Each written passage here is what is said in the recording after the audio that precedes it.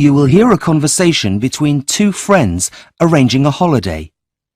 First, you have some time to look at questions 1 to 4.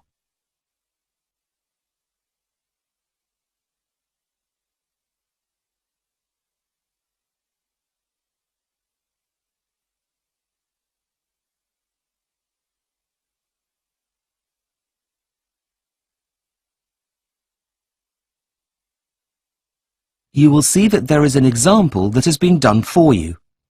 On this occasion only, the conversation relating to this will be played first. Hi, Mike. It's Julie. Listen, I know you're really busy, but we need to book our travel insurance. We're leaving in a couple of days after all. Yeah, sure. I'm on my lunch break, so go ahead. The answer is on his lunch break, so A has been chosen. Now we shall begin. You should answer the questions as you listen, because you will not hear the recording a second time. Listen carefully and answer questions 1 to 4. Hi, Mike. It's Julie. Listen, I know you're really busy, but we need to book our travel insurance. We're leaving in a couple of days after all. Yeah, sure. I'm on my lunch break, so go ahead.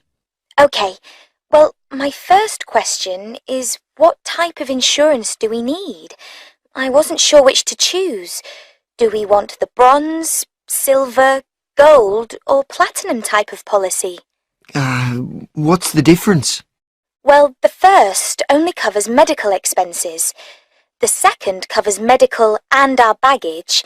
And the gold, all of that, plus cancellation, and the platinum covers everything, including legal expenses. Okay, well, if we're travelling in 2 days' time, we don't really need the cancellation policy, do we? What do you think? Well, personally, the only thing that's really necessary is the medical cover. Yeah, but would you think that if you had everything stolen? Yeah, maybe you're right. Let's get the gold. Sorry, don't you mean the silver? I thought we agreed that we don't need the cancellation cover. Oh yeah, you're right. Silver it is. So, how much is that going to cost us?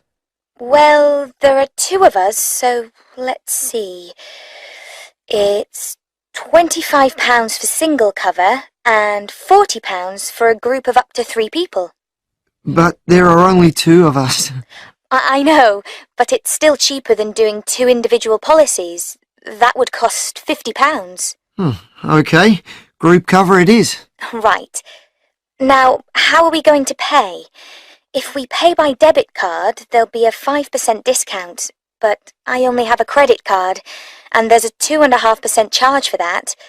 They don't have an office in central London, so we can't pay by cash. Oh, really? What a pain. Okay, well, I'll just have to use my credit card then. Oh, great, that's sorted then. What else is there? Well, you know that new expensive camera you bought and you were hoping to take some great pictures with? Yes?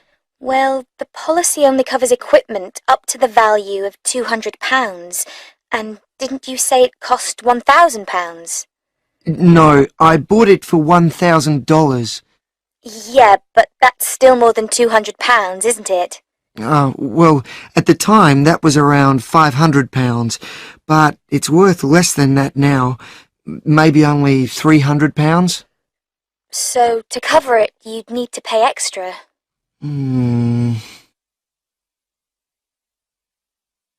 Before you hear the rest of the conversation, you have some time to look at questions 5 to 10.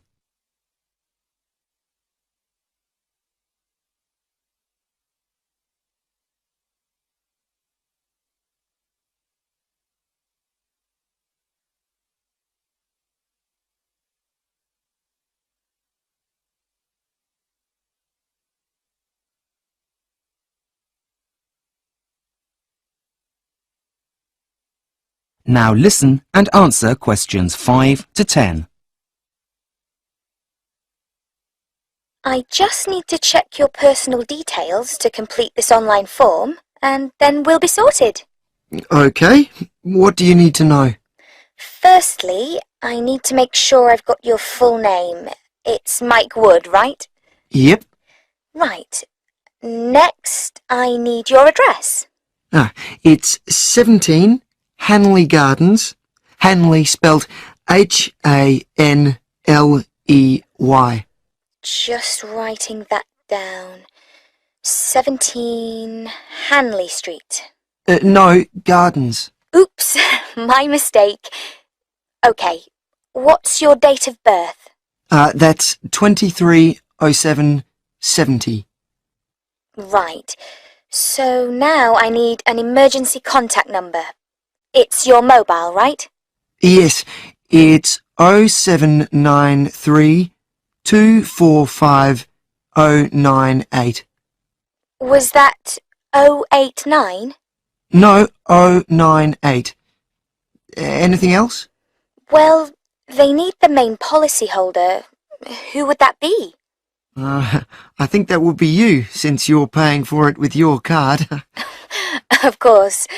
So I just type in Julie Bennett. Hang on, just typing BENNETT.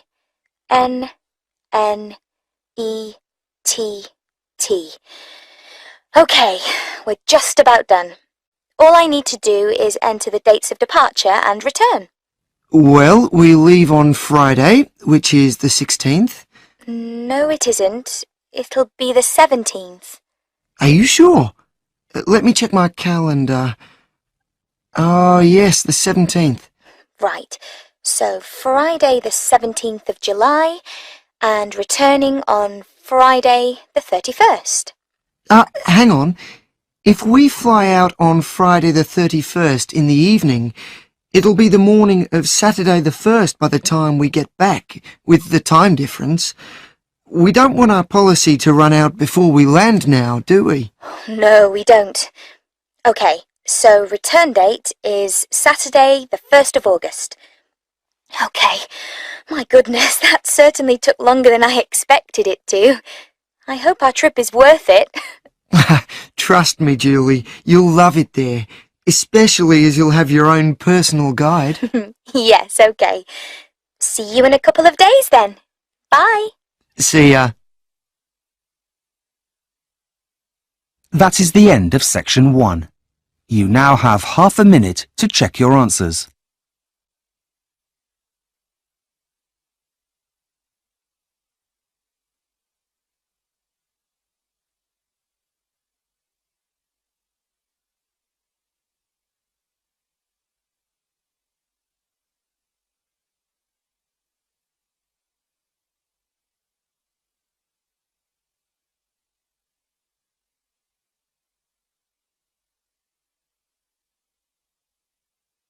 Section 2.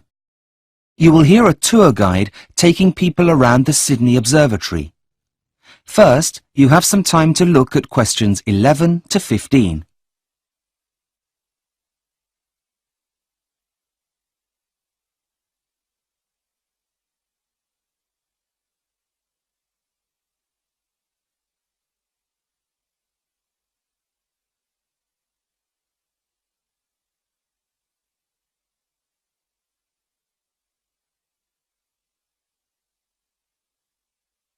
Now listen and answer questions 11 to 15. Could I have your attention, please? Gather round, gather round. My name is Patricia, and I'll be your guide around the Sydney Observatory. Now, as you all will know, man has been interested in the night sky for a very long time. Indeed, before the invention of the compass, it was used by sailors to navigate their way across the world's oceans. A kind of star map, you could say. Now, the site of the museum on Observatory Hill has its own interesting story. Before the colonisers arrived, it belonged to the Cadigal people, who may have even viewed the arrival of the new visitors from here, as this is the highest natural point in Sydney Harbour.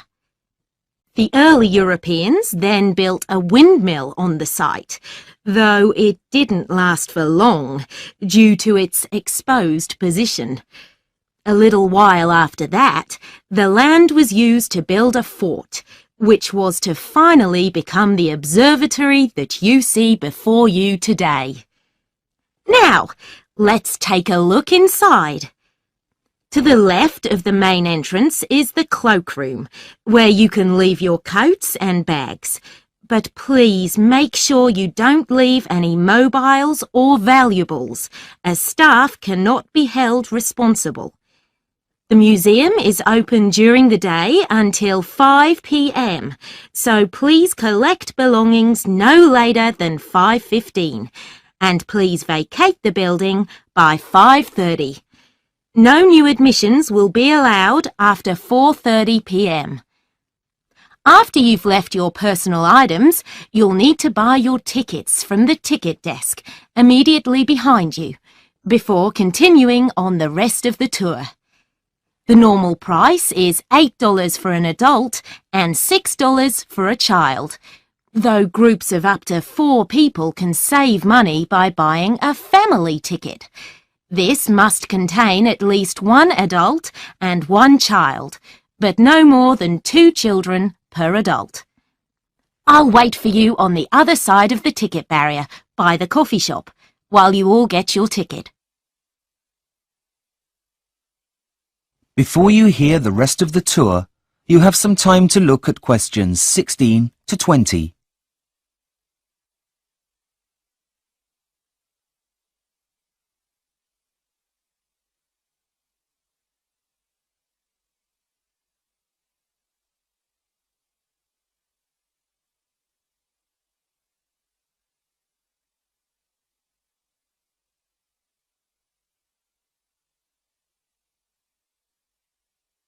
Now listen and answer questions 16 to 20. So, I hope you enjoyed the tour. But before I leave you, I just want to draw your attention to one more thing. Your observatory ticket also entitles you to visit another of Sydney's famous sites at a 50% discount. You'll find lots on to keep the children entertained. For example, they've got sound workshops where you can have a go at being a DJ. This is called the Sound House, and you'll find it up on the 2nd floor, just after the kids' playground. Look for signs for the Vector Lab workshops if you get lost. For those of you interested in fashion and design, the Lace Study Centre should not be missed. You'll get the chance to look at one of the country's best collections all in one place. However, like most museums, only a fraction of their collections are actually on display. But in the museum's unique Discovery Centre, you can take the opportunity to go behind the scenes and see parts of the collection that are not on display. All of these attractions can be found under one roof at Sydney's famous Powerhouse Museum. I do hope you are able to go and enjoy the experience. You won't be disappointed. That is the end of section 2. You now have half a minute to check your answers.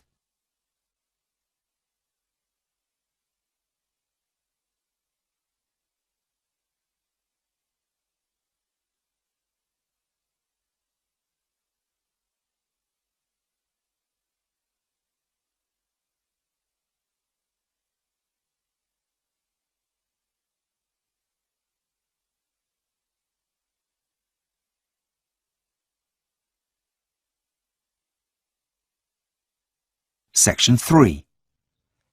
You will hear 2 psychology students talking about an essay. First, you have some time to look at questions 21 to 26.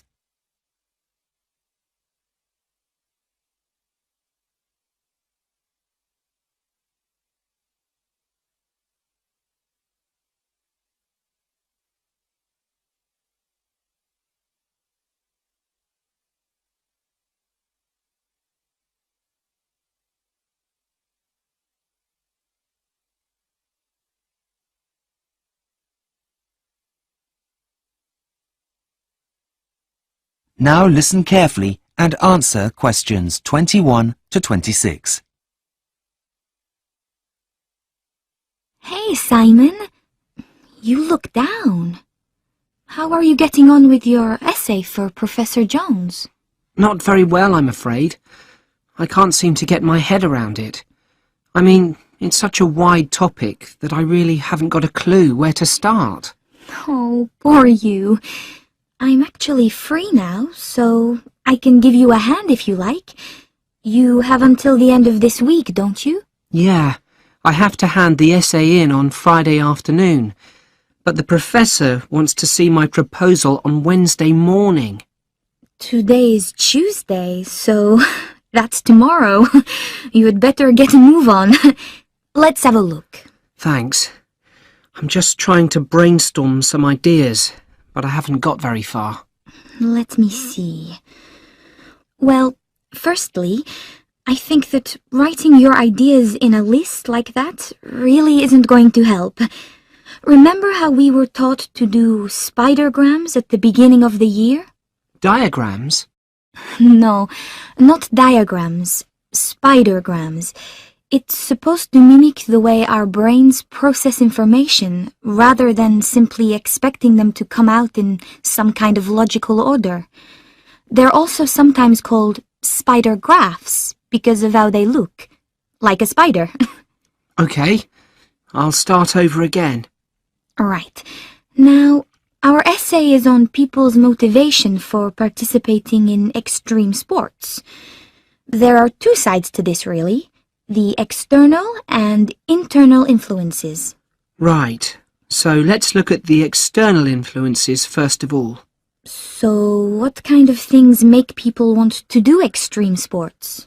Well, the first thing that comes to mind is the amount of media attention on the topic.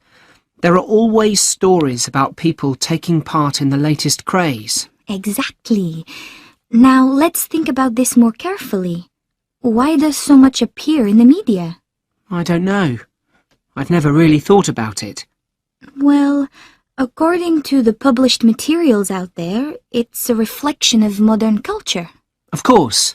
Yes, you're right. Now, what about the factors that come from within the person? I suppose the most obvious thing to say is the adrenaline rush. Right. But what else? People would want to test their limits, which is a psychological need that all humans have. And there's one more thing that we haven't added yet. What's that? What all animals do naturally. Compete, of course. Right. It's the element of competition that drives all things to be the best. Now, why didn't I think of that before? Before you hear the rest of the conversation, you have some time to look at questions 27 to 30.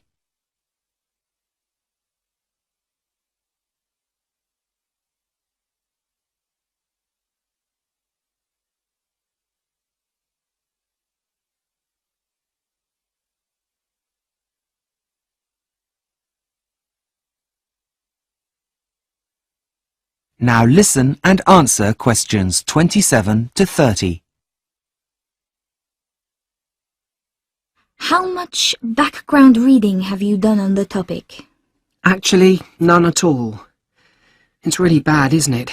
But I just haven't had the time with my part-time job. I know what you mean, but honestly, it's so much easier once you've read around the topic a bit. Did you get a copy of the suggested sources? Because if not, I've got one here. No, I didn't. Thanks, that's a great help. I tell you what, you write down the main points and I'll read it out. Okay, go for it. The first one's by a guy called Hans German, and it's called Crossing Borders. It's a research project that was carried out on around 200 participants of extreme sports. It's a really interesting read. Okay, what next? The next book was written by a man called Richard Bell and is called Motivation Theories. It gives an overview of thrill-seeking and why people choose to put their lives in danger. Is it long? Yeah, it's quite weighty. Why? It's just I really don't have very long before the essay needs to be in. So, is there anything on there that would help me more quickly? Well, I did find a podcast on the topic. I didn't write down the author's name, but they are called The Mind Files, and it's also about the theories and principles, but obviously doesn't go into as much detail as in a book. That's absolutely fantastic, Therese. How can I ever repay you? Oh, I don't know. A coffee, maybe? Of course, my treat. That is the end of section 3. You now have half a minute to check your answers.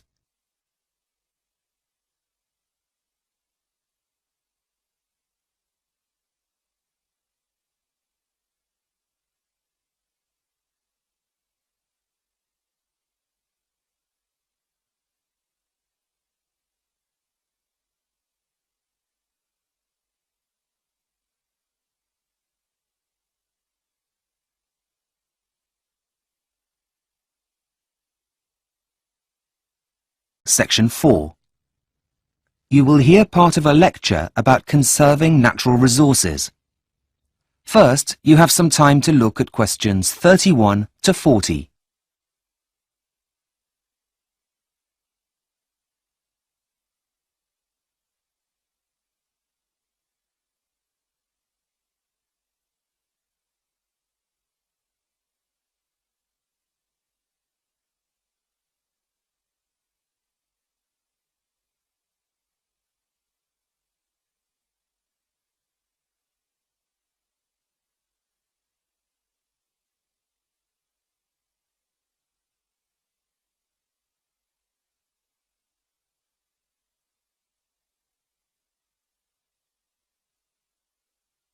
Now listen carefully and answer questions 31 to 40.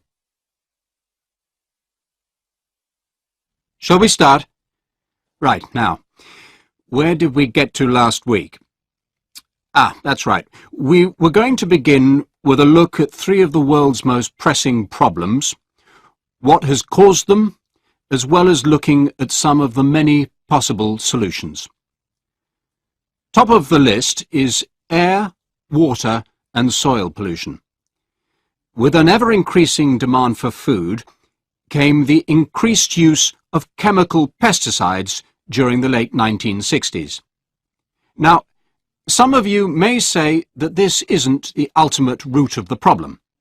Overpopulation is, but you would be missing out a very important step.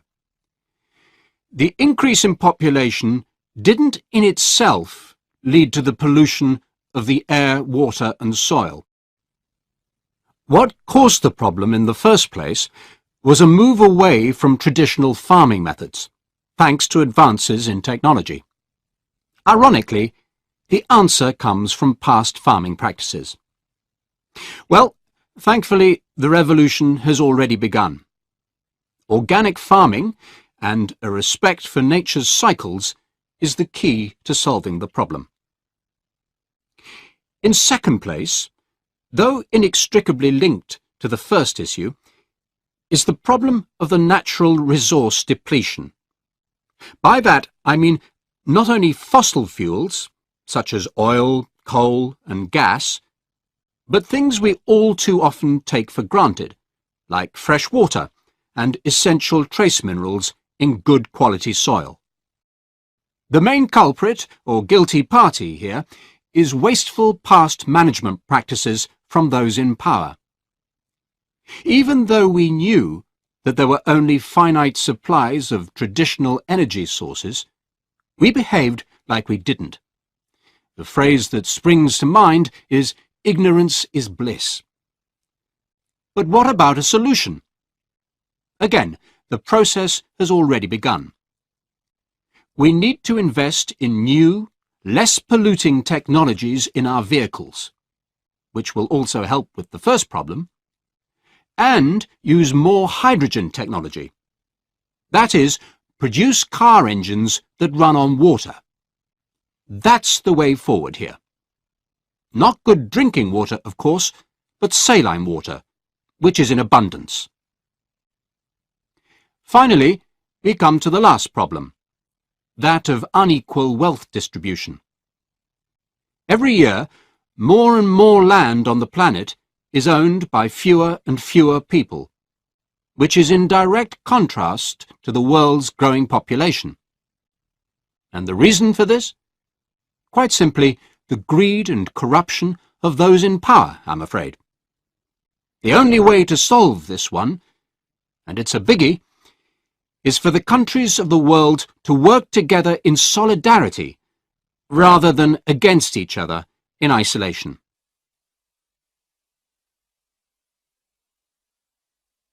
Now, although the solutions I have presented are viable, it doesn't mean that they're without their own potential problems. Firstly, making these kinds of changes is going to be expensive in the short term as we invest in the research and development of new technologies. Secondly, there's also the issue of popularity. It's the politicians of the world who need to make these changes. But they also need to keep their voters happy, and may be reluctant to bring in new practices that may prove unpopular among voters at election time. But the biggest and most important challenge is making the world's monetary system fairer, by making things more equal and balanced for all. This includes adopting ecological practices that benefit all, not just a company's profit sheet. We need to begin an age of corporate social responsibility. Only then can we truly move forward. That is the end of section 4. You now have half a minute to check your answers.